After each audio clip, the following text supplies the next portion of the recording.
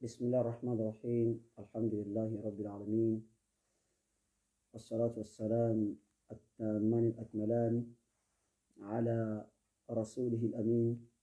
محمد بن عبد الله صلى الله عليه وآله وسلم وآله وصحبه والتابعين لهم بإحسان إلى يوم الدين. وبعد، السلام عليكم ورحمة الله وبركاته. وعليكم السلام ورحمة الله وبركاته. ní alẹ́ yìí a gbé àwọn iṣẹ́ fún wa ojú ni wọ́n ṣe àìmọ̀ fún olóko gbogbo wa. So bẹ́ẹ̀ sí pé kò pàjáwìrì náà wọ́n sábà ń pè wọ́n pé tọ́ wọ́n má bèrè sí wọn ní gbogbo ìgbà tó ti wá jálẹ̀. So a fẹ́ kí wọ́n bá yan ìlànà ọ̀rọ̀ kan tí a ò tó ṣe pàtàkì. Wọ́n ti ṣàlàyé ẹ̀ níwọ̀nba tẹ́lẹ̀. A fẹ́ kí wọ́n bá túfẹ̀ lójú níwọ̀nba àsìkò tá a ní, inshallah. Kí lọ̀rọ̀ náà? Òun náà ni ta fi ṣe àkọlé náà ni pé kí ni ọ̀rọ̀ nípa mufti. Kí ni tani tí wọ́n ń pè ní mufti?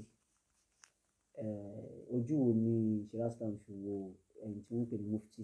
Kí lójúṣe mufti? Àwọn tí wọ́n ń yan mufti, kí ló yẹ kí wọ́n ṣe, àbí kí ni ìmọ̀ràn wo la ní fún wọn,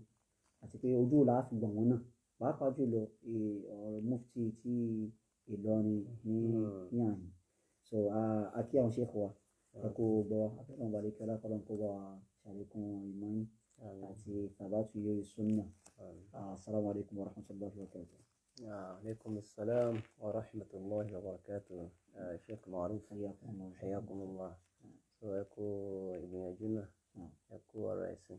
So ọlọ́run bá wa dúpẹ́ fún yín, ṣàlékún dáadáa fún yín. So ṣàlékún sabat ala haqq wa ala manhaj salafi. Jazakumullahu khairan, ahsana ilaykum. Ẹ dákun admin, àwọn kan wọ́n fẹ́ kán flag program yìí, so wọ́n mọ̀ tẹ angry face. So àwa tí a bá ń join, èmi fẹ́ ní bí àwọn onímọ̀ ní ìṣe sọ ọ̀rọ̀ bí wọ́n sọ yìí. Ẹ̀yin bá wa tẹ like àti love. Àwọn kan mọ̀ tẹ nǹkan yẹn fẹ́ ká flag. Àwọn òbúyàn kò sínú ìṣe wa, wallahi kò sínú ìṣe wa. Àwọn ṣe é fẹ́ ṣe bẹ́ẹ̀, èmi ní sì ṣe bẹ́ẹ̀. So a fẹ́ yànnàná ọ̀rọ̀ kan ní àwọn oníràn tó voice yìí láì. A fẹ́ yànnàná ọ̀rọ̀ kan ní níbi tá a wà yìí. So n tí àwa sì wà fún nìyẹn, pé ká ṣàlàyé n tó jẹ́ ọ̀rọ̀ ẹ̀sìn fún wa. So àwọn tàbá ń wọlé, so love àti like ẹni admin, ẹ dákun ẹ bá sọ abala yìí. Àwọn tó ń tẹ kínní yẹn bí a tẹ bá rí wọn sport jazakumullahu khairan. So Sheikh, àyàn mufti ojú wo ni Islam fi wo pé àyàn mufti, àbáyàn mufti, àti pé tata ń pè ní mufti? Alhamdulillah, wassalatu wassalamu ala rasulillah wa ala alihi wa ashabihi wa man walah, wa ashhadu an la ilaha illallah wahdahu la sharika lah, wa ashhadu anna muhammadan abduhu wa rasuluh. Ustaz Maruf, hayyakumullah wa bayyakum. So gbogbo àwa tí à ń bọ̀ wá ní ilé ní àsìkò yìí, ṣe rí qadiyatu sa'a, nǹkan tó bá ti jẹ́ pé talk of time. So ẹni tó bá ń jẹ́ dá'íyà tó ń gbìyànjú tó sì ń bẹ lọ́hùn kó ṣe òun ní ẹni tí ó ń ṣe dáwà òdodo, so yóò dá sí. Ṣe rí ṣe kí n má bínú fún bí mo ṣe kọ́ tì yẹn, láti àwọn èèyàn ń complain ní ìgboro ìgbàtọ̀ bá fi kiri ṣe ti. Àwọn tí wọ́n instrument dání wọ́n bínú náà fọ́dún sí. So ìyẹn gbọ́dọ̀ dá sí nígbà tí ẹ̀yin náà bá ti wà ní àwùjọ. Ṣe rí pàtàkì jùlọ tí wọ́n bá rí pé àwọn èèyàn fẹ́ máa ń ṣe mistake, wallahi. Ṣe rí níbi ọ̀rọ̀ mufti yìí, àwọn kankan ń dùnyàn wípé ṣé ọ̀rọ̀ yìí le tó báyìí bí àwọn èèyàn ṣe ń gbé ni. So pẹ̀lú ìbéèrè tí wọ́n béèrè nísìnyí, mo rí nǹkan kan gbọ́ yín bẹ́ẹ̀ pé òun gan ló ń fa tí ó ń kálukú fi ń gbé nígbè tó le báwọn. So kíní kan sì mẹ́tọ́ yẹ kó yé àwọn èèyàn wípé gbogbo tí ń jẹ́ oyè láyé, tí wọ́n bá ní oyè, àwọn náà mọ̀ pé àwọn oyè kan mẹ́tọ́ ní pé tashrifu ni. So ẹ wúrò dọ́kítọ́rà nísìnyí so ẹ rí i pé dọ́kítọ́rà ń bẹ tó ní ẹni yìí ó ṣe ó fi pé bóyá ó parí masters ó lọ sí kíní ó sì gbà. ìyẹn ń bẹ ṣẹlòmíì gan ó lè má ní ṣàhádà ìdàdíyà kódà sanawiya ó lè mọ ní. bẹ́ẹ̀ ni wọ́n sì fún ní dọ́kítọ́rọ̀ fakhriya ní fakhriya ọ̀gá ní sharafiya kí wọ́n kàn fi ọ̀nà rẹ ni honorary doctor so ó wà so kódà àwọn èèyàn ń ṣe bíi pé wọ́n ń fúnra wọn ní honorary professor nísìn so ǹjẹ́ àwọn kan wá dìde ẹ wò kódà àwọn olórin olórin ó ní èmi ni professor eléyìí ó ní èmi ni doctor wọ́n sì máa kọ́ sí so ǹjẹ́ nìkan kan bá wọn jà lórí rẹ̀ so ohun tí mo fẹ́ kó kílẹ̀ níbí ni pé gbogbo àwọn kinní yìí ipò tó jẹ́ ipò tí àwọn èèyàn tí wọ́n fi ń fún àwọn èèyàn ní àpọ́nlé ni ṣé wàá rí ní tí ọ̀rọ̀ tí mufti fi wá di pé ó fẹ́ lágbára lára àwọn ènìyàn òun náà ni pé wọ́n rí i pé nǹkan ẹ̀sìn náà lélẹ́yìí ike mufti kódà ibo ní Mamlaka Arabiya Saudiya mufti ju ìmáàmù ìlú lọ ó ju ìmáàmù lọ ó ju sùdẹ́ìsì lọ mufti ju sùdẹ́ìsì lọ. bí ipò kí ló kọ ẹni tó jẹ́ kí ni wọ́n ná. ní bẹ́ẹ̀ ni lẹ́yìn tó bá ti jẹ́ pé wọ́n yan wà lélẹ̀ ahadi tàrí sultan wòlé yọ ahad so mufti ni ó kù so irú ẹ̀ náà ni àwọn èèyàn wá rò pé ń ṣẹlẹ̀ níbi iṣẹ́ wárí kíní kan bẹ́ẹ̀ tí mo fẹ́ sọ fáwọn èèyàn àwọn tí a ń gbìyànjú láti ṣe súnà min husni islamil mar'i tarkuhu ma la ya'nihi ní tí ò bá ní kàn ọ́ tí ò lékún ẹ̀sìn rẹ tí ò lékún kankan tí ò dín nǹkan kún ẹ̀sìn rẹ kí n fi kalẹ̀ kó máa lọ rẹ̀ ṣé wàá rí tó wà mẹ́rin kí mo rí pé ọ̀pọ̀lọpọ̀ àwọn èèyàn nílẹ̀ Yorùbá ó dà kí wọ́n mọ Ìlọrin gẹ́gẹ́ bẹ́ẹ̀ sì ni sọ ibùdó bẹ́ẹ̀t àdọ̀rọ̀ bí máa fi ẹni tó bá ń jẹ́ onílé ló mọ tí ń bẹ nílé ọ̀hún ṣe rí ọ̀rọ̀ tá à ń sọ yìí wàláhì dáhírì ọmọ Ìlọrin òun ló lè dá sí i yẹ́nì pé mo tó fi kíní kan ṣáájú kí n tó tọ́ ọmọ Ìlọrin dáhírì ọmọ Ìlọrin òun ló lè dá sọ̀rọ̀ yìí mi ò sì ní kẹsẹ̀bọsẹ̀ mi ò ní ṣe ẹni tí ó yẹ kọ́sẹ̀ mi ò ní ṣe Ọlọ́run ọba lórí ọ̀rọ̀ yìí torí síyáṣà tí ń bẹ́ǹdì rẹ̀ àwa ló clear sí àwa dáhìrì ọmọ Ìlọrin wàláhì tàlá àwa náà ṣe wọlé ká bẹ́ẹ̀ni àbí ọba jọmọ Ìlọrin tó gbé Ìlọrin ọjọ́ mọ Ìlọrin ò gbé Ìlọrin mo gbé nìkan ọlọ́mọ Ìlọrin lòun fi ń tara fi ń ta òun tóun fi wá ń bú ọba Ìlọrin tóun fi wá ń sọ pé ọba Ìlọrin ṣe ń tí ọ̀dà ó gbé Ìlọrin tó bá ń bí ọ́ nìsín pé òkè máa ka àwọn rural àwọn traditional rulers lọ́rin traditional rulers lọ́rin ká wàláì tó bá jẹ́ wọn dáhìrì lọ́rin ló lè ká lóní kọsẹ̀ dẹ́lẹ̀ iná tó bá tó ní ká àwọn tó ń jẹ́ àwọn àfa tó ń jẹ́ eléré àfa ńlọrin ó yá kà wọ́n léra wọn dáhìrì ọmọ Ìlọrin ni ó di tó léra wọn lóní kọsẹ̀ so ṣe rí ọ̀rọ̀ mufti tá à ń sọ yìí tẹ́ bá wo ìtàn Ìlọrin gan láti ilẹ̀ ó nígbà tó bẹ̀rẹ̀ ẹ lọ lè wo ìtàn Ìlọrin ìgbà tó bá Ìlọrin bẹ̀rẹ̀ ẹ lọ wo ìgbà tí ìmáàmù Ìlọrin bẹ̀rẹ̀ ẹ rí i pé gbogbo ẹ̀ wọ́n jọ gbẹnu léra wọn ni kódà àwọn mọ́gàjí àwọn balógun Ìlọrin wọ́n gbẹnu léra wọn ni gbogbo wọn ẹ ti máa ka 12 11 ṣẹ́gẹ́dẹ̀ bá wọn bá Ìlọrin ti di 11 tẹ́ bá wo balógun rẹ̀ mọ̀ rí 12 11 tẹ́ bá wo àwọn ìmáàmù Ìlọrin mọ̀ rí 12 11 so mi pé kíní yẹn bẹ̀rẹ̀ lásìkò kan náà àwọn nǹkan ìpínlẹ̀ tó wá láti Ìlọrin nù but ojúmọ́ ńlá sí i oríṣiríṣi máa ń wá gbogbo bàtà ìfowó kéèké àwọn tí ń jẹ́ tafida bíi 50 years back torí 49 years ní báyìí nìsín kò sí ń jẹ́ tafida Ìlọrin kò àmọ́ tí ń jẹ́ tafida akọ̀wé pé balógun alánàmú balógun gàmbàrí balógun fúlàní balógun ajíkòbí ṣùgbọ́n tó yáná ní pé tafida dé so ìgbà tó yáná tó ní oríṣiríṣi ń dé so gbogbo àwọn oyè yẹn bẹ́ẹ̀ ni ìtumọ̀ pé ìlú ń dàgbàsókè ní ìjẹba wọn ṣe rí ìgbà títí mufti yóò wá dé so ó dé látòrí Sheikh Kamal ṣẹ́rí tí n fẹ́ lọ gbàtẹ́ ní kíní jẹ́ mufti òní wò pé a ní iṣu pẹ̀lú yìí ṣẹ́gẹ́dẹ̀ bá mufti walladhi yasduru al-fatwa òun ni ó máa gbé fatwa dì níyà jáde pé à ń tọrọ ẹ̀sìn gbé o báyìí ni àkọlọ́ báyìí kódà al-qadi ọlágbára ju mufti lọ qadi yani yasduru al-fatwa minhu wa yunaffidh ويأمر بالتنفيذ الأمر so ó lè ní kọ́ọ̀dì lè ní lágbájá ẹ̀pá kọ́ọ̀dì ó ní lágbájá ẹ̀pá.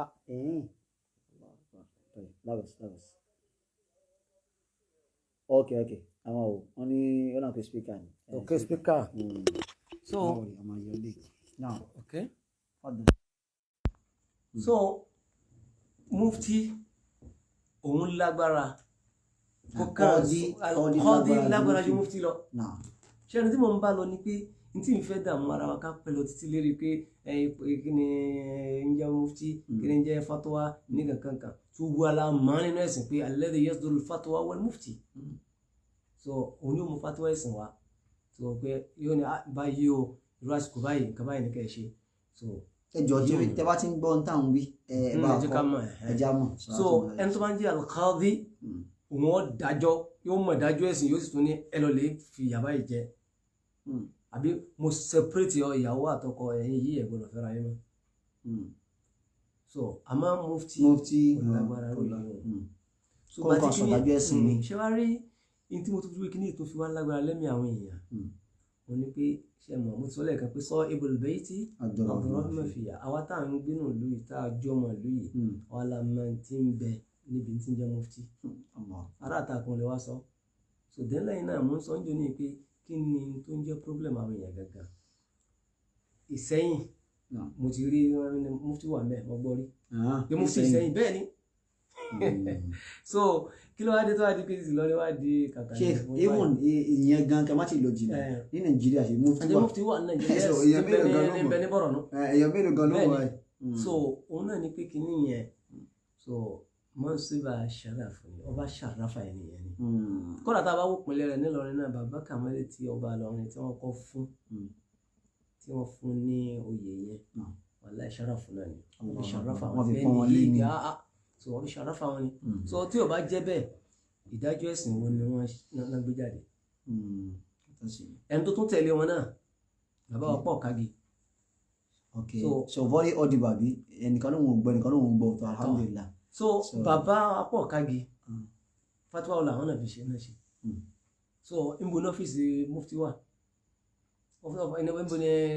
ọ́fíìsì mọ́kítàbù ìfitá wa kò sí so lẹ́yìn náà ni bàbá Alhaji Sọfí Sheikh Sọfí ọmọ bàbá Kàmálì àwọn náà tún jẹ mufti náà so kí ni àwọn náà fatwa ọ̀la àwọn náà fi ṣe so mọ́síbà ṣàràfù ni ìjẹ́wọ́ bá fún wa fi pọ́n wọn lé ní ṣẹwárí tí wọ́n á ní tó wá kàn wá òun ni pé ṣe rí al-sunnah yaquluna ma lahum wa ma alayhim nǹkan tí wọ́n bá vé fọ̀ wá á sọ ní tó bá yẹ kristi wa tí ò fi fọ̀ wá á sọ pé eléyìí kò bá ń bá ṣe ń ṣe yìí ṣe lérí ọ̀rọ̀ mufti yìí àwọn èèyàn kọjá là so ẹni tó ń jẹ́ ọba Ìlọrin òun ló wu ọmọ Ìlọrin ló ní òun yàn sí ipò yìí wà nísìnyí làwọn ń sọ in tí ń ṣe fún yín ṣé rí ẹni tó bá jọ wálé kó mọ sọ àwọn ọ̀rọ̀ kan bẹ̀rẹ̀ lẹ́ẹ̀kan kí dáhìrì ọmọ Ìlọrin mo lè dá sọ̀rọ̀ yìí o torí tá a bá ń tó ní tá a bá ní ẹ jẹ́ ká wo níbi ọ̀rọ̀ ẹ̀sìn àbí ká wo àwọn olóyè ẹ̀sìn tá a bá ń bàbá wa Imam Fúlàní tàwa bàbá Imam Màlẹ́ ṣé mo sọ pé ní Imam Fúlàní ọ̀hún mo máa gbà ní jẹ́ báwọn Imam àgbà ńlọrin nù Imam Jamiu àgbà náà ni so wọn náà ń pè ní Imam Fúlàní ẹlẹ́ẹ̀kejì Imam Màlẹ́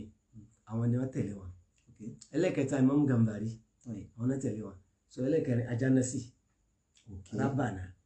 ṣe ti gẹ́gẹ́ báwọn owó tó bá jọmọ lọrin ó lè dédé ọ̀rọ̀ yìí so ọkàn máa lọ lè fẹnu dùn kákàkiri so náà ni ẹni tó bá ń jẹ́ ọmọ lọ́run tó bá gbọ́ nínú ìlú tó bá sì gbọ́gbọ́ ni ó kò sí wàhálà ní ogun tẹ́ ẹ̀ kàn fà yìí. ká wà ń fura yín yìí. So káwa ní nítorí wà kàn wá táwa fẹ́ràn ni pé bàbá wọn bá lọrin sọkọlọ kojú kárí wọn pé kò ṣàlékún tọ́sọ́nà fún wa kò ṣàlékún dáadáa fún wa. So ǹjẹ́ àwa lẹ́tọ̀ọ́ káwa ní tí wọ́n ń ṣe tẹ́wà lọ́rùn káwa di pé a máa wá bú ẹni tí wọ́n yàn ṣe ti gẹ́tẹ̀ báwọn àbí a máa bú bàbá ọba lọ́rùn gangan ìgbèrú kílẹ̀ ló lè ṣe yìí wàláì ọ̀rọ̀ yẹn tóbi wàláì ó tóbi torí pé kí ni ṣe rí ẹni tó bá lóun ṣe súnà tí kò bá wà sincere wàláì tí o máa kíyèsí ara rẹ̀ tó ikú wọn ti fẹ́ rí hàn báyìí tí o tún má gidi tó ikú kọ́ wa máa wá pé tó bá bú ọba lọ́rin o jáde olórí lórí nù. ṣé kúrú yìí látò sẹlẹmù ni ìmọ̀mù wọn ní ọba lọ́rin sẹlẹmù ni àbí ọmọ tó mi lérí sẹlẹmù lọ fẹ́ pé ọba lọ́rin wàláì torí ẹni tí wọ́n kàn recognize pé àwọn pé àfi tó bá jẹ́ pé olórí pé bóyá bí irú bàbá yẹn president Nàìjíríà ní Buhari ipò òun nìkan àwọn president gan recognize àwọn ènìyàn yípa láṣẹ ni wọ́n ní traditional rulers wípé àwọn aláṣẹ ìpìlẹ̀ àwọn aláṣẹ tiwa àwọn aláṣẹ ìlú so ó mì pé wọ́n fún wọn ní àwọn nǹkan kan ní àwọn agbára táwọn ènìyàn náà lè ṣe tó pé táwọn yẹn bá sì dìde tán bá nípa àwọn ń takò wọn tí wọ́n ní kó wọ́n ṣẹlẹ̀ ní wàhálà yóò ṣẹlẹ̀ yóò padà ṣẹlẹ̀ wàhálà torí ìlà àti hikma tí ń bẹ ń di pé ẹ má jáde kó eléré olórí wọn náà ní pé ìlú ò ní lálàáfíà ìlú ò ní lálàáfíà so ọba lọ́rin yìí ṣọba kékeré kì í ṣọba kékeré tó míwà ẹ ṣe ká tẹ̀ wá wo ká padà sínú ọ̀rọ̀ ẹ̀sìn wa Ànábì sallallahu alaihi wasallam ǹjẹ́ ẹni tó bá ń jẹ́ àmírù àám nìkan náà lè gbọ́dọ̀ takò ní pé olórí gbogbogbò láà gbọ́dọ̀ takò aláìkọ̀ rí bẹ́ẹ̀ so mo sì mọ̀ pé gbogbo àwọn tí wọ́n ń sọ pé àwọn lè sọ̀rọ̀ sí ọba lọ́rin tí àwọn ṣe khuruju ní bóyá wọn ò rí ẹ̀rí yìí mo sì bẹ́ẹ̀ lọ́hùn tó ṣe pé tó bá ti ń rí ẹ̀rí yẹn kọ́lọ̀ ń jẹ́ kí ẹ̀mí wọn rọ̀ torí ní táwọn sọ fún bídà náà nìyẹn fún bídà náà wọ́n sọ pé yóò ní ẹ fún un lẹ́rìí tẹ bá fún bídà lẹ́rìí tán yóò tún wá máa gidi bí àwọn kan ṣe ẹnìkan ní ẹnìkan àáfà ló pẹrẹ o òun náà kọ́ pẹrẹ wáyé ṣe bí tẹ wá gbọ́ táwọn bí ẹ farabalẹ̀ ẹ máa ń jẹ́ kí àwọn Yorùbá mọ̀ ní àyè síwájú ẹlẹ́ẹ̀dẹ́ pẹ̀ẹ́dẹ́ n tó wí là máa ń sọ kí ló wí àyè sọ yìí ẹ tó bá gbọ́n kí sọ fún ẹ kí ló fẹ́ sọ ẹni wọn gbọ́n nù yóò wí náà so Ànábì sallallahu alaihi wasallam ìgbà tí ó ń ṣàlàyé fún wa so ẹ jẹ́ kí n kọ́kọ́ wo tá fi mọ̀ pé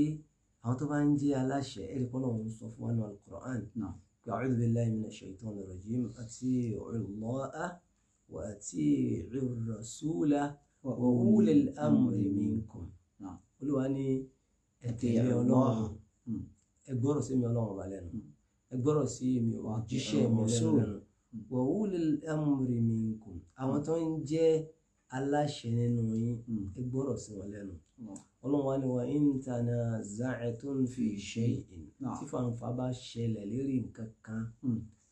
fi shay'in nǹkan kan tó bá ṣẹlẹ̀ láyé farudduhu ila Allah ẹ padà sọ́dọ̀ Ọlọ́run wa rasul àtòjíṣẹ́ Ọlọ́run ذلك إن كنتم تؤمنون بالله واليوم الآخر lọ́n tó bá ṣe pé lódodo lẹ́gbàá Ọlọ́run ọba gbọ́ o lẹ́gbàá ọjọ́ kẹyìn gbọ́ o Ọlọ́run ní ذلك خير وأحسن تأويلا Olúwa ní tó dáa jù lélẹ́yìn padà sọ́dọ̀ èmi Ọlọ́run kẹ padà sọ́dọ̀ Ànábì wa ahsanu ta'wilan àlàyé tó rẹwà jù lélẹ́yìn ni mo ṣe fún yín yìí so inú Suratul Nisa àyà 59 ṣùgbọ́n lọ́n ṣe sọ̀rọ̀ yìí lélẹ́yìí so a ṣe pé ká fàlà sí wọ ulil amri minkum ìgbà táwọn afọwọ́ bẹ̀rẹ̀ sí ní ṣàlàyé pé àwọn wo ni ulil amri wallahi ọ̀rọ̀ méjì náà ló wá lélẹ̀ rẹ̀ àwọn kan ní gẹ́gẹ́ Ibn Abbas Mujahid Qatada Ata ọ̀rọ̀ méjì ló pín sáàrin wọn àwọn kan ní al-ulama wal-fuqaha bẹ́ẹ̀ ni al-ulama al-fuqaha àwọn àfáà lẹ́sìn ọlọ́run yé wọn àwọn àfáà so riwaya mi gbé wá pé al-ulama wal-umara àwọn àfáà àtàwọn aláṣẹ tí wàá rí gbogbo èlò wa papọ̀ sínú àṣà Ìlọrin wàláhì nítorí pé mo jẹ́ ọmọ Ìlọrin o wàláhì bó ṣe rí nù. a ní àwọn ulama tó ipá láṣẹ sí ni wọ́n ní àwọn umara tó ṣe pálá sẹ́ni àwọn umara ní àwọn ọba ulama ní àwọn àfà. ṣé ni mo sọ pé ẹni tí ò bá jẹ́ ọmọ dáhìrì lọrin ó lè tó gbé lọrin ó lè má tí ń sọ yìí o. ọba lọrin wọ́n lè pàṣẹ ipe mọ́sálásí bí báyìí ẹni kí wọ́n tì. bẹ́ẹ̀ni pé ẹ tì tó yẹ pé wàláhì fàyàǹgbá títì tí ó sì gba títì. àwọn ìmáàmù náà lè ṣe the same thing. ti lágbájá yìí pẹ̀lú tán fà ní ayé ẹ ti mọ́sálásí ẹ stop mọ́sálásí wọn yìí. wọ́n ní pé kò fẹ́ mú àlàáfíà wá nínú ìlú. bẹ́ẹ̀ni kẹfì mọ̀ tẹ́lẹ̀ nílẹ̀ mọ́ ní àṣẹ wọn náà ni àṣetán ní sọ fún ọ̀hún àṣetán pa ní sọ fún ọ̀hún. bàtà bá fẹ́ gbàwẹ̀ kí làwọn láàrin tí. ṣé nílọrin náà á di pé àárín ti sọ̀tọ́ọ̀nù pé àbí àárín tí ọba lọrin àbá àárín tí níjọ́ láàrin tí àwọn gómìnà rẹ̀. ó mì pé àwọn gómìnà náà ń bẹ láyé àṣẹ tiwọn náà àwọn eléyìí náà ń bẹ àwọn traditional ruler yìí náà ń bẹ lábẹ́ tiwọn náà. tó ti lọ́rin kàn mọ́ ọlọ́mẹ́sìn dé. tó bí tí mo ti wá lọ wọn ni pé àwọn aláṣẹ àwọn tí wọ́n tó wà ní àṣẹ lélẹ̀ tó ń jẹ́ aláṣẹ náà so àfọ́ ọmọ jẹ́ aláṣẹ àwọn tó ń jẹ́ ọba náà ọmọ jẹ́ aláṣẹ àwọn náà làwọn ìjọba tọ̀ torí ẹ̀ pé wọ́n la àwọn ọba náà làwọn ìjọba gbangba táwọn colonial master dé inú ọlá àwọn ọba náà wọ́n gba wọ́n á ṣe díẹ̀ fún wọn so bí yóò ṣe rí nìyẹn so káwá ní ǹjẹ́ tí ọba Ìlọrin tó ń bá wá pàṣẹ pé mo fẹ́ kẹ̀ṣẹ̀ nǹkan báyìí àbí mo yan alágbájá yìí mo bò ní nǹkan báyìí àbí mo fi sípò báyìí àbí wọ́n tiẹ̀ káàtì wá ní wọ́n ṣàṣìṣe ṣẹ́dígẹ́tẹ̀ báwọn ké pé wọ́n wá pàṣẹ àmáṣẹ yẹn. ní tí wọ́n mọ̀ ní pé masaibu qawmin inda qawmin fawaidun so tí wọ́n bá ń sọ kẹ́ ìtàná wọn yẹn ìtàná wọn yẹn àwọn kan mọ̀ ń dunnú. wọ́n fẹ́ kán fífọ̀ tiẹ̀ yóò ní ẹlòmíì la wọ́n fẹ́ kán ní ẹlòmíì la ó lè fífọ̀ tiẹ̀ tí ó bí ilé ayé ṣe rí nìyẹn mọ́ kú alára rẹ̀ ẹ̀sìn ojú ẹ̀sìn ni kò fi wo nǹkan yìí tó bá fojú ẹ̀sìn wo tó wọn náà mọ nǹkan tí ń ṣẹlẹ̀ ó rí pé ní ò ní nǹkan kan ṣe pẹ̀lú gbogbo wàhálà tó ń kóra rẹ̀ sí lómi fẹ́ lè mọ ìyàgbé ara yéè nílọrin ẹ wá yẹn kíní kan yéè kíní kan mufti kí ló ń bá àwọn alámọ tí ń ṣẹlẹ̀ pẹ̀lú ọ̀rọ̀ yìí náà kò sí tó le tó báyìí ń bẹ̀ honorary ni honorary fatwa ní mufti ni wàláhi ọ̀nà mi sẹ́rí pé wàláhi ní ṣe wọn wàláhi honorary ni ẹni pé mo sọ lẹ́kẹ̀ẹ́ pé mufti ní Mamlaka Arabiya Saudi ó ju ìmáàmù lọ wàláhi ìmáàmù wà lọrin ó ju mufti lọ sẹ́rí gbogbo àwọn ulama rulers tí mo kàlẹ̀ kan àwọn rasa ulama o wọ́n ju mufti tí ń sọ yìí lọ bẹ́ẹ̀ ni kò lè rú ọmọ lọrin lójú tó bá mọ tí ń ṣẹlẹ̀ ṣé mufti wà ní ọ̀hún ju bàbá ìmáàmù Fúlàní lọ ìmáàmù Gàmbàrí àbí àbájá náà sì ó jù wọn lọ so bó ṣe jẹ́ lélẹ́yìí ẹ mọ̀ jẹ́ àfitínà ara wa ta ni ń jà pé wọ́n fẹ́ nìkan ní honorary doctor ṣé bẹ́ẹ̀ tán fún ní tẹ́bẹ̀ tán fún mufti wọ́n ti fún honorary doctor náà bẹ́ẹ̀ ni wọ́n ti fún tí ó sí kí gbogbo àná mọ̀ pé honorary doctor yìí irú ẹ̀ náà eléyìí náà wọ́n wà lára rẹ̀ bó ṣe rí nìyẹn so káwá ní ẹ̀rí pé ǹjẹ́ tí aláṣẹ tí kìí ṣe aláṣẹ àpapọ̀ tó bá yan nǹkan bóyá bí ọba Ìlọrin sàn pánkọ́ aláṣẹ àpapọ̀ yẹnyẹn aláṣẹ ni wọ́n so nígbà ǹjẹ́ a lè sọ pé àgbà tó ṣe nǹkan tó dùn wá káwá jáde sórí social media ká mọ̀ wá takò ọba wa àní ẹ̀rí rẹ̀ alágbára rẹ̀ ká sọ bẹ́ẹ̀ alágbára rẹ̀ ká sọ bẹ́ẹ̀ ṣé alágbára rẹ̀ tó yẹ tó bẹ́ẹ̀ àní tábàlẹ́yìn ọlágbára nǹkan àtó bẹ́ẹ̀ ní jẹ́ bẹ́ẹ̀ nídìí súnà o tápé súnà ló bá fẹ́ ṣe o wàláhì kò lẹ́tọ̀ fún wa bẹ́ẹ̀ ni kò lẹ́tọ̀ fún wa kí ló fà ó ní pé nínú Tirmidhi Sunan Tirmidhi níjọ́ kan ni wọ́n ní pé ọ̀kan náà àwọn tí wọ́n jẹ́ àwọn wùláàtì Uthman ibn Affan so Uthman ibn Affan ó yàn sí Basra nínú àwọn gómìnà rẹ̀ Basra ṣé mọ̀ irú àwọn unit wọ́n yìí ṣe rọ̀yí wọ́n yìí ṣe wálé am wọ́n yìí ṣe àwọn kọ́ ní khalifatu am àwọn kọ́ lórí gbogbo. So Abdullahi ibn Amir náà ni ọkọ rẹ̀. Abdullahi ibn Amir ibn Amir ló gbajúmọ̀ jù. kódà Imam Tirmidhi ibn Amir náà làwọn náà lò. wọ́n kharaja ibn Amir yawma jumu'atin. Ibn Amir jáde ó fẹ́ lọ lè kírun fún àwọn èèyàn jọjúmọ́. fasa'ida al-minbara ó bá gun minbar wa alayhi thiyabun riqaq ó wá wọ aṣọ tó ṣe pé aṣọ yẹn àwọn aṣọ tó máa ní aṣọ olówó ńlá lásọ yìí aṣọ olówó ńlá sínú lọ lè gbé wọ̀ bí àwọn ìfá mi ni pé aṣọ yẹn ní hariri nínú. so ìgbà tó gbé aṣọ yìí wọ̀ Abu Bilal ara àwọn tí wọ́n jẹ́ àwọn tó ń jókòó àwọn bá ní انظروا إلى أميركم يلبس لباس الفساق. ó àtàkì wàlí amírù yẹn direct ni ó àtàkì ẹni pé ẹ̀rọ báyìí bá àná bẹ́yìn náà ti ń ṣe lónìí hùn pé ọba lọ́rin wà lórí yẹn kíní. wàláyé ìbàjẹ́ ni wàláyé iṣẹ́ lọ́run ni àìtúlẹ́kọ̀ọ́ ẹ̀sìn ni àìlẹ́kọ̀ọ́ ẹ̀sìn ni tí ìbá sagídí o àìlẹ́kọ̀ọ́ ẹ̀sìn ni. so wọ́n ní انظروا إلى أميركم ẹ̀wọ̀ ọba yín يلبس لباس الفساق ẹ̀wọ̀ ẹ̀ntàlọ̀ lè gbé sórí oyè ẹ̀wọ̀ ẹ̀ntàlọ̀ lè fún ní mufti ẹ̀wọ̀ aṣọ tó lọ wọ̀ aṣọ àwọn pòkí aṣọ àwọn èèyàn burúkú aṣọ àwọn tí wọ́n sáfáyé. ó ní Abubakar tó ń jẹ́ ọ̀kan náà sahaba Nabi sallallahu alaihi wasallam òun wà wà tahta al-minbar òun sì wà lábẹ́ minbar òun jókòó ń tiẹ̀. so wọ́n ní wọ́n ẹni yìí wá pé Abu Bilal pé Abu Bilal tó ń ṣe yìí sami'tu Rasulullah sallallahu alaihi wasallam yaqul ní mo gbọ́ tá nàbí sọ báyìí sàpá Abubakar sahaba ni bẹ́ẹ̀ ó ní mo gbọ́ ikú man ahana sultana Allahi fil ardi ahana Allah. ó ní gbogbo ẹni tó bá ń yẹpẹrẹ ẹni tọ́lọ̀ ń bá fún ní àṣẹ lórílẹ̀ ayé ọlọ́wọ́ yọ yẹ̀yẹ́ òun náà o lọ́wọ́ yẹpẹrẹ rẹ o.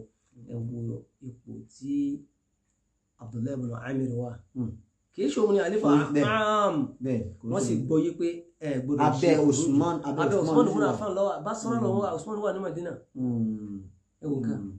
so àṣẹ rẹ̀ wọn ni wọ́n ń kìlọ̀ fún wa pé má tako tó bá ṣe o. so irú ẹ̀ náà lọ́rọ̀ tá à ń sọ yìí kí wọ́n jáde bọ́ta kí wọ́n ní àfi Bukhari nìkan àbá ń bolo fẹ́ fi léyìí sí ń bolo fẹ́ fi sí nínú ẹ̀sìn Ọlọ́run ń bolo fẹ́ fi sínú manhaj salafiyya ń bolo fẹ́ fi sínú sunnah Nabi sallallahu alaihi wasallam. so afa wo ló fẹ́ rí létí ara rẹ mọ́ tó ń lọ lè já sínú wàhálà àbí afa ẹ̀tọ́ obìnrin ní ọ̀rẹ́ nìkan tó ń sọ pé kò sí ẹ̀kan ilé takúrò àwọn eléyìí wàhálà lè pàrọ̀ lè já sí kí ni wàhálà yẹn onípìyàn lọ lè já sínú àwọn khawariji ni ìròrí àwọn khawariji ní dédé yóò sì mọ wọlé ara bẹ́ẹ̀ ni yóò sì mọ wọlé àfi kí wọ́n rẹ aṣọra náà mo fi ń sọ lẹ́ẹ̀kan pé ṣé rí sunnah Nabi sallallahu alaihi wasallam wallahi àfi kéèyàn mọ́dà ẹgbẹ́ bí àwọn kẹfìrí tọ́lọ́ sọ pé àwọn mùnáfíkí pé afatu'minuna bi ba'dil kitab wa takfuruna bi ba'd wa ma jaza'u man yaf'alu dhalika illa khizyun fil hayatid dunya. so olúwa ni ṣé ẹ̀yin ẹ̀rí kan lẹ́yìn yóò fẹ́ dùn mọ́ yín ni ẹ̀rí pé ẹ ṣe kìlọ̀ ẹ ṣe nàṣíhà sẹ́yìn onìkan náà wọ́n dùn mọ́ yín ni ẹ níwò pé ẹ̀rí pé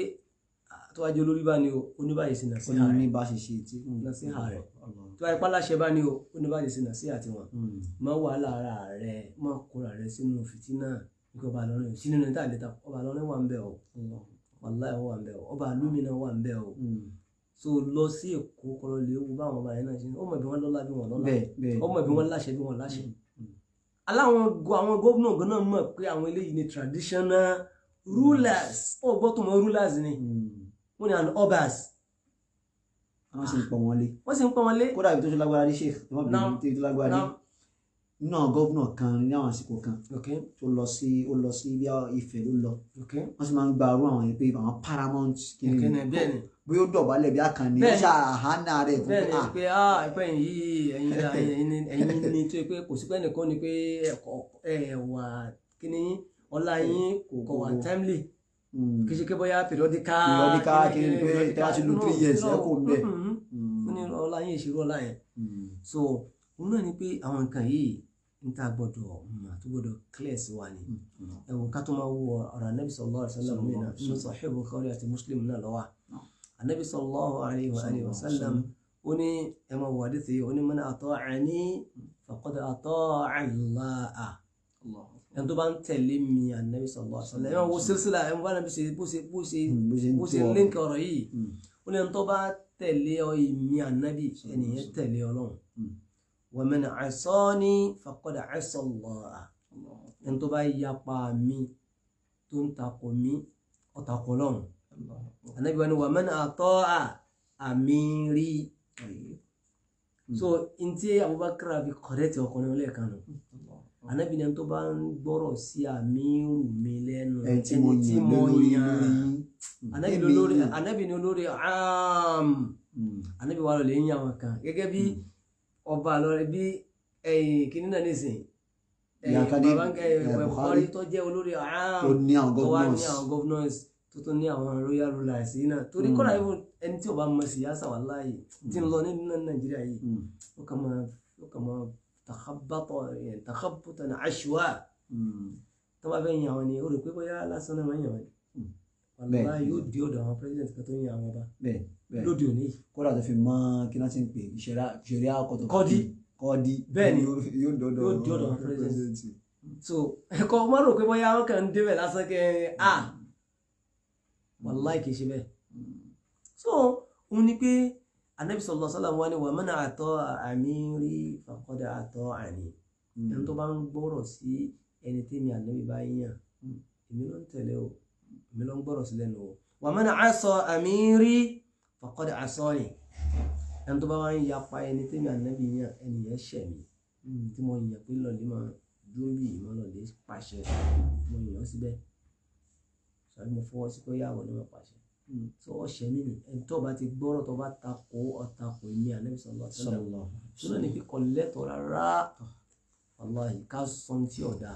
lérí nǹkan tí àwọn tó ń jẹ́ àwọn aláṣẹ àwọn ọba tó bá ṣe káti wá ní kíníyàn ọ̀tí Ọlọ́run kíníyàn ọ̀tí Ọlọ́run ìgbésẹ̀ yìí kò tẹ̀mí lọ́rùn ẹ̀ gbọ́n tí Hudayfa sọ ni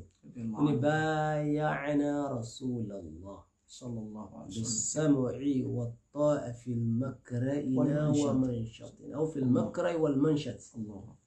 wa an la nunazi' al-amra ahlahu ó láti bá Nabi sallallahu alaihi wasallam àti bá Nabi ṣàdéhùn pé a máa tẹ̀lé gbogbo ẹni Rasulullah bis-sam'i wat-ta'a a máa gbọ́ a máa sọ tó bá ti wí fún wa la máa tẹ̀lé so a sì máa onífil makrahi wal manshat tabari tó dùn mọ́ wa lọ́dọ̀ aláṣẹ àbárí tí ó dùn mọ́ wa makara ń tẹ̀mí wa kọ́ a sì tún a máa tẹ̀lé náà àmọ́ tí ì bá ṣe pé bóyá ó ní ká ṣe máa sí àwọn torí pé innama ta'a fil ma'ruf tábà látẹ̀lé aláṣẹ ń bi dáadáa ni àmọ́ táláṣẹ bá pàṣẹ tí ò dá fún wa a ní dáhùn a sì ní jáde pé àgbà ká mọ́ wá pariwo a ní ṣe yẹn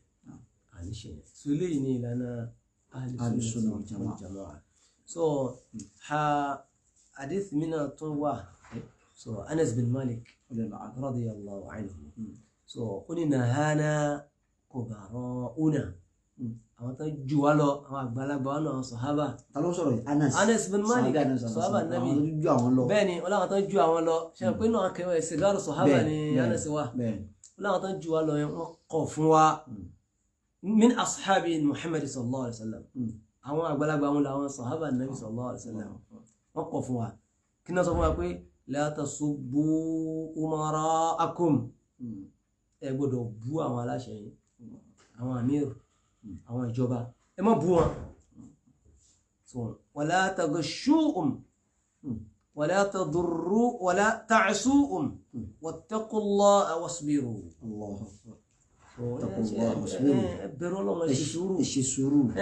kò tẹ́yìn lọ́rùn ẹ ṣe sùúrù ẹ̀rí kìíní kan ẹ ṣe sùúrù so látara sùúrù yín gan ẹ lè padà láǹfààní ẹ fi rí nǹkan yẹn correct tàbí kẹsì kọ̀lálà rẹ̀ tí nǹkan yóò bá tiẹ̀ kú tán yóò mọ níwọ̀n. mo fi ọba tó dá mi búra ọlọ́kọ́ mọ́ jẹ́ kó jẹ́ pé bóyá nǹkan tí ò rí bẹ́ẹ̀ ni mo rọra rí lẹ́nu mẹ́ta yìí mo wo YouTube kan lánàá ẹni tán yàn ní mufti yìí wọ́n wá lọ ṣe wá sí Joseph President lẹ́nu bàtà yàn yìí náà ni èmi wá expect pé kíní tí máa ń wí kọ́ máa ń wí bẹ̀rẹ̀ ọ̀hún tó yẹ pé ẹbọ tó yẹ pé ẹbọ ni tí ó máa pe miskinu tí ó máa pe àfa kan ní jẹ́ miskinu tí ó máa ní àǹtàyà miskinu mustanadi ìsìrí kó wí kíní ọ̀hún. ṣẹ́gẹ́tẹ̀ báwọn kọ́ra mo tó ń wò pé jẹun tó ń wò pé ṣé ìbẹ̀rẹ̀ kíní yìí ni àbí bẹ̀rẹ̀ kọ́ mo tó wá tún láti bẹ̀rẹ̀ mo rí pé bọ́ ṣe pé dìde báyìí ni mo rí pé wọ́n pè ní yìí dìde ó sì dìde ó bẹ̀rẹ̀ ọ̀rọ̀ ó kàn kí àwọn èèyàn tẹ́lẹ̀tẹ́lẹ̀ sì ni national anthem rẹ̀ nu ṣe rí pé ó mì pé àwọn àkíyèsí tí àwọn èèyàn ń sọ ń wọlé dédé díẹ̀ so wattaqullaha wasbiru ẹbẹ̀rù Ọlọ́run ọba ìbẹ̀rù Ọlọ́run ni pé ká gba ká mú ká dún dédé ibi tí ẹ̀rí bá wà wọn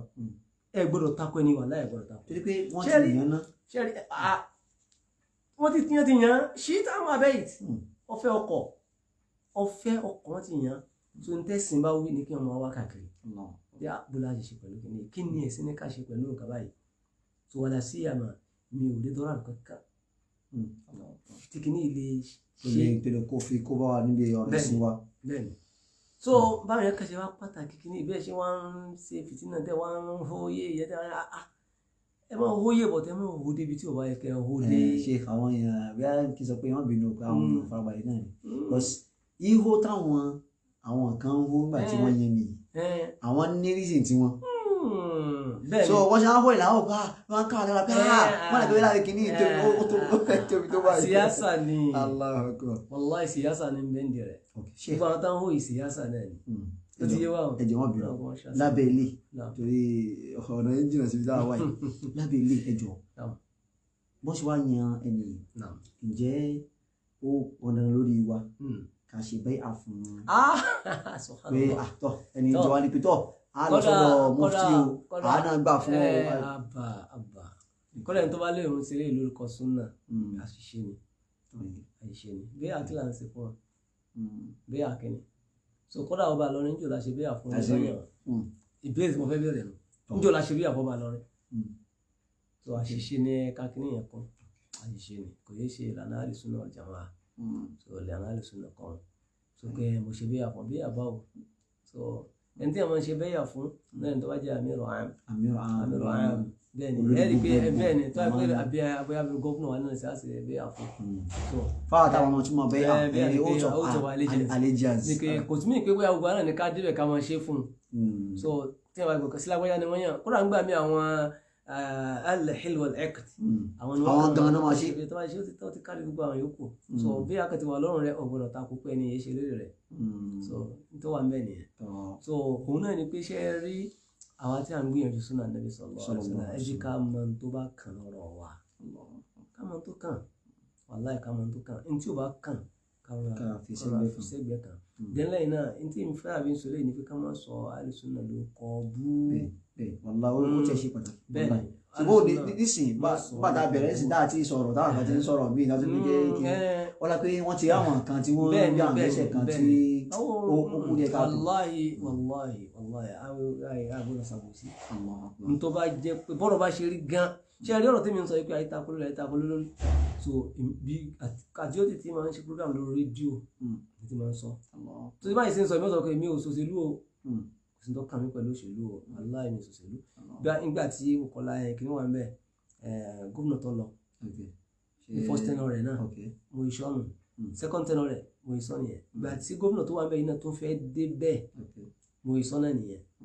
tó yẹ pé kìíní yẹn gbóná gbà yẹn táwọn yẹn ń sọ oníkan so the same thing náà tó ń gbé ní sí náà kọ́dà lè rí ọ̀rọ̀ ọba ṣé a rí pé sọ̀rọ̀ kọ́dọ̀ tó lọ́ba dé òjẹ́ jáde rí òjẹ́ jáde rí báyìí so náà làwa rí nìsín so ìlànà tẹ́yìn tẹ́ wá jẹ́ èèyàn fa tẹ́sù jẹ́ tẹ́ jẹ́ ẹlò Yorùbá kẹlẹ̀ kan dáhírì ẹ̀wọ́n fi débi ò mọ́rin so tẹ́ jẹ́ dáhírì Ìlọrin tẹ́ ẹ̀ bá gbìyànjú àti máa pa ní báyìí bí yóò ṣe máa jù lọ nìyẹn. bó ṣe lè mí yóò rò pé nǹkan ìlú ń ṣe pé aláàfaramọ́sẹ́ torí pé nǹkan báyìí so a sì bùkátà àgbọ́yé protest lẹ́ẹ̀kan mo ti fẹ́ tuntun kóòtù ọ̀nà pé ọ̀rọ̀ àfáà Waqi' ibn Jarrah pé alùsùnà يقولون ما لهم وما عليهم وأهل الأهواء والبدع يقولون ما لهم ويدعون ما عليهم. àwọn tó bá jẹ́ onífẹ̀ẹ́nu tí wọ́n fẹ́ sẹ́yìn náà wọ́n bá ṣe tí ó fi fọ́ wọn ni wọ́n mọ̀ wá káàkiri ní tó bá takò wọn wọn ò ní fẹ́ sọ wàláhì tó máa ń yàn sẹ́kù sí di irọ́ dì sí náà nìyẹn sí di irọ́ dì sìn so torí pé kí ni kò fẹ́ pàǹtí bẹ́ẹ̀ lọ́wọ́ yẹn ti so wọ́n tó wá ń ṣe súnà náà má lè rú lànà yẹn o wàláhì má lè rú lànà yẹn so tó bá ti mọ̀ kó ṣe mistake kọ́nà tó bá lè sójà rẹ̀ pé mo ṣe mistake dákẹ́ lérí rẹ̀ dákẹ́ àwọn míì ti ṣe mistake lọ gbá lérí ọ̀rọ̀ yìí bẹ́ẹ̀ mo ṣe mistake tó pọ̀ dákẹ́ mọ́ continue mọ́ wọ́n fọwọ́ ní ìnígbà náà nígbà yìí ṣe ara ẹ̀sìn ọlọ́run ọba ẹ̀rí náà ló fi múra rẹ̀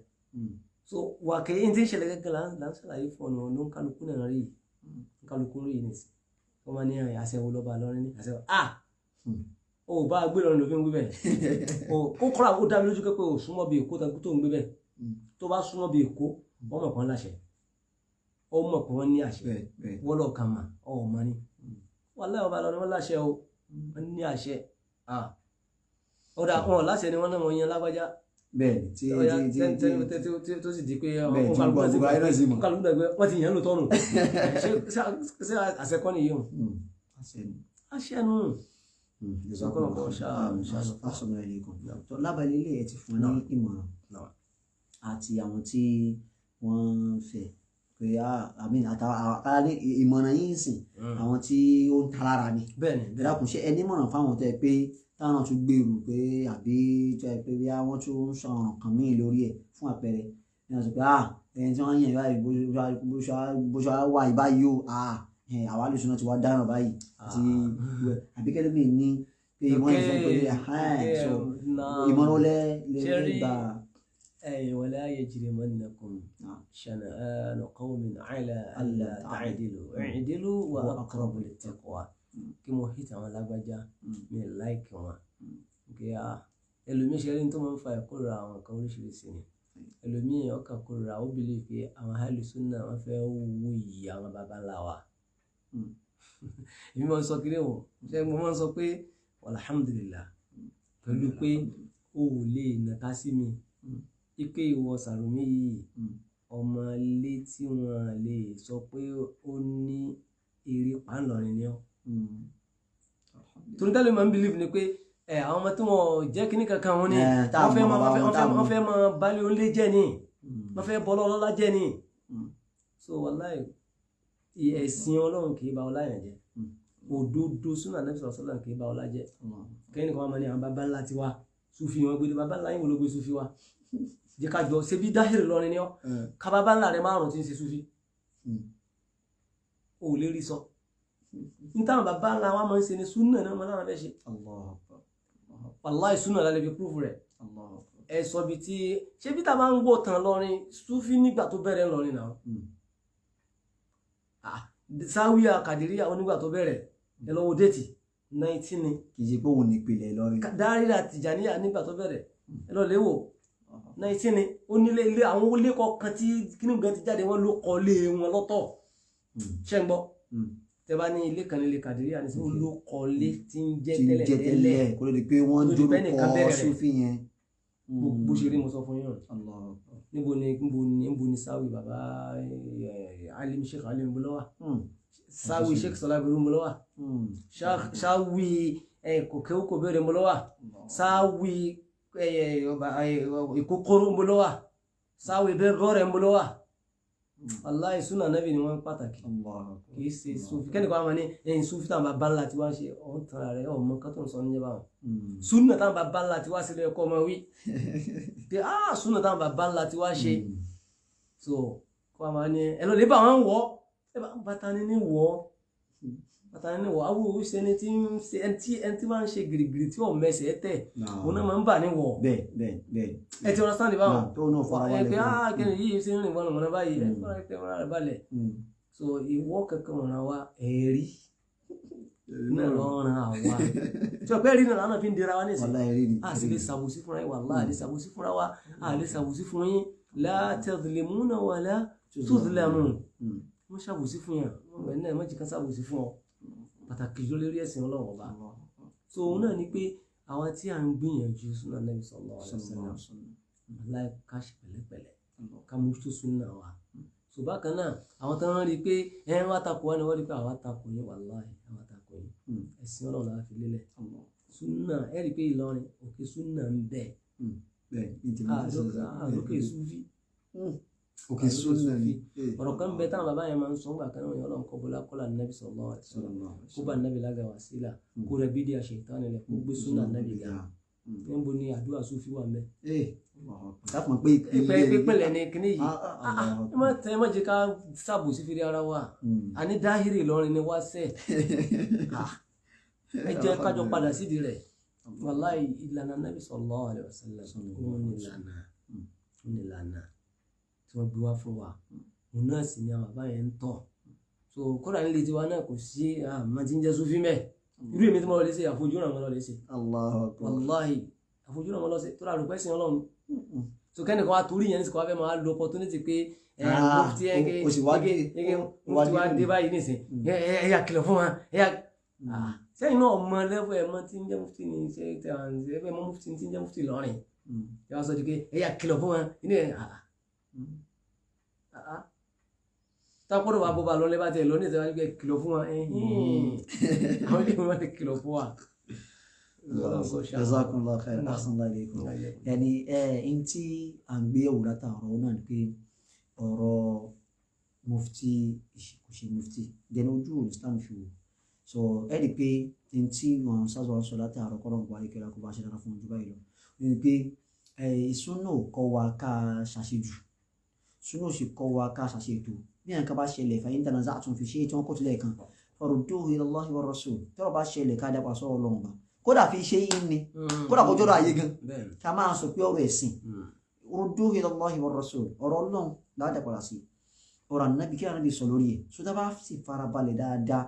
a lè pe àwọn ọ̀rọ̀ tá à ń fa yìí gan ànábì ti sọ fún wa lẹ̀ sọ̀rọ̀ àwa ní ká gbìyànjú ká kà á sọ àtàbájáfa àbá àtàbájọ́ ọmọ kí ó kà tó súnmọ́ wà fáwa kí ni ojú sí Islam fi wò káwá sì máa tayọ àlà. bẹ́ẹ̀ni ká sì má jẹ́ kí sì aṣọ gbé wa lọ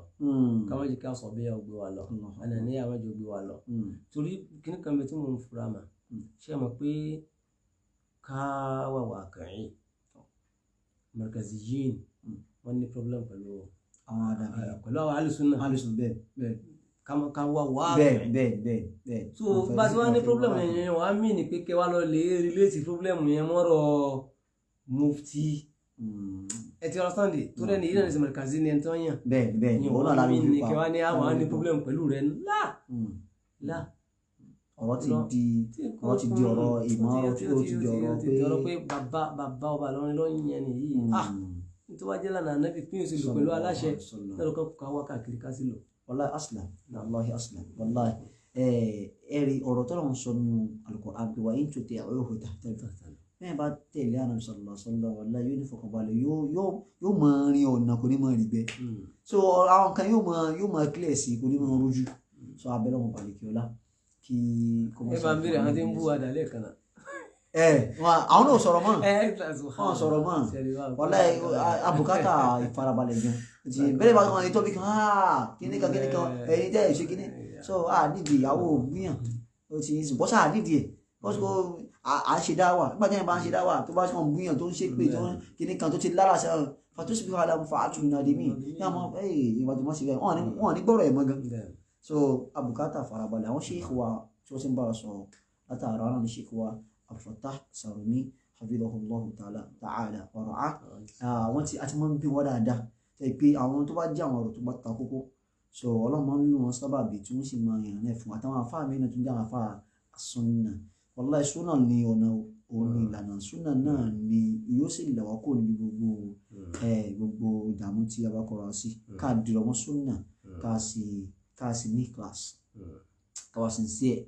lórí tàbá rí pé nǹkan tàbá gbọ́ tẹ́lẹ̀ àbí tá a sọ tẹ́lẹ̀ òdodo sí ń bẹ̀ ká sì padà sọ̀rọ̀ òdodo ìyẹn ò túmọ̀ sí pé àjẹ́ wọn sọ sí ṣé ìpè ọmọ àwọn òkú bí àwọn sọ̀pọ̀tì àwọn ní kéré rárá rárá bí ìgbà tá à ń sọ̀rọ̀ nípa sálẹ̀mí ní sanpadà bọ̀ táwọn kan ní àá ẹ̀ ti ń sọ̀rọ̀ táwọn náà sọ̀rọ̀ sọ kí ló ká pẹ̀lú náà sọ̀rọ̀ ní tí ń bẹnu tíra tiwa tí ń bẹnu Quran sunna Nabi sọ̀rọ̀ àwọn sọ̀ so kọ́lọ̀ malikala kọ́lọ̀ jaari pẹ̀lú ìlànà jazakumullahu khairan wa assalamu alaikum so àwọn tí táwọn wà so ẹja ṣí ẹ̀rẹ̀ ẹ̀dàkùn káwa àwa gíbì kan lórí kíní kan àmọ́rọ̀ kan tí táwọn afáwọ̀ sọ ara àfẹ́ yìí so a lè ṣí ẹ̀rẹ̀ fáwọn èèyàn kan rí pé àwọn tó ń jáde sunna tí wọ́n ń sọ lórí tí ìbẹ́lẹ̀ ni tẹ bá gbọ́ mí táwọn bá ń sọ bí a ń sìn wọn kàn bó lórí wọn bó lórí ẹ̀gbọ́ tí táwọn àlè sunna sọ àwọn ní sunna tí ó bá favour wọn ó sọ tí ò favour wọn ó sọ tó ti ń sìn pé kò favour wa o ìyẹn as a person wa personality wa àmọ́ no sọ̀rọ̀ Ọlọ́run ni sẹ̀mínà fàtànà a sì bẹ́ lọ́hùn Ọlọ́run kó túbọ̀ ṣeun fún wa láti máa tẹ̀lé ọ̀rọ̀ rẹ̀ àti súnà rẹ̀ innahu li dhalika qadiru alayhi subhanaka allahumma wa bihamdika sallallahu alaihi wa sallam astaghfiruka wa atubu ilayk assalamu alaikum wa rahmatullahi wa barakatuh. Wa alaikum assalam wa rahmatullahi wa barakatuh.